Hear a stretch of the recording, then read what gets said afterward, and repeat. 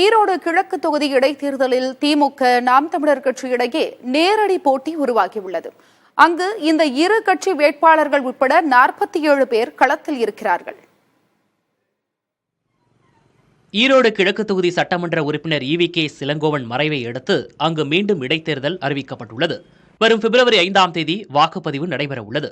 இடைத்தேர்தலை அதிமுக, பாஜக, தேமுதிக மற்றும் தமிழக வெற்றிக் கழகம் உள்ளிட்ட கட்சிகள் புறக்கணித்துள்ளன. கடந்த 10ஆம் தேதி முதல் 17ஆம் தேதி வரை வேட்புமனு தாக்கல் நடைபெற்றது. இதில் திமுக வேட்பாளர் சந்திரகுமார் மற்றும் நாம் தமிழர் கட்சி வேட்பாளர் சீதாலட்சுமி உள்பட 58 வேட்பாளர்கள் வேட்புமனுக்களை தாக்கல் செய்தனர். 18ஆம் தேதி தாக்கல் செய்யப்பட்ட வேட்புமனுக்கள் மீதான பரிசீலனை நடைபெற்றது. இதில் திமுக மற்றும் நாம் தமிழர் கட்சிகளின் மாற்று வேட்பாளர்கள் மற்றும் ஒரு சுயேட்சை வேட்பாளர் என 3 வேட்பாளர்களின் வேட்புமனுக்கள் நிராகரிக்கப்பட்டன.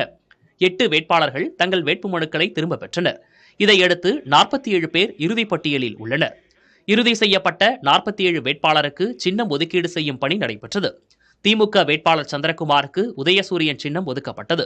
அண்மையில் அங்கீகரிக்கப்பட்ட நாம் தமிழர் கட்சியின் வேட்பாளரான சீதாலட்சுமி கரும்பு விவசாயி சின்னம் அல்லது மைக் சின்னம் ஒதுக்கீடு செய்ய கோரினார்.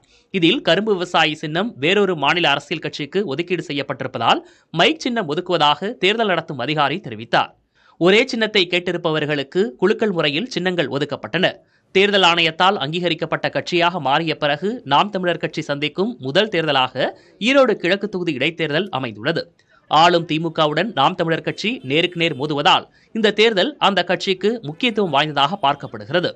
புதிய தலைமுறைக்காக செய்தியாளர் மணிகண்டன்.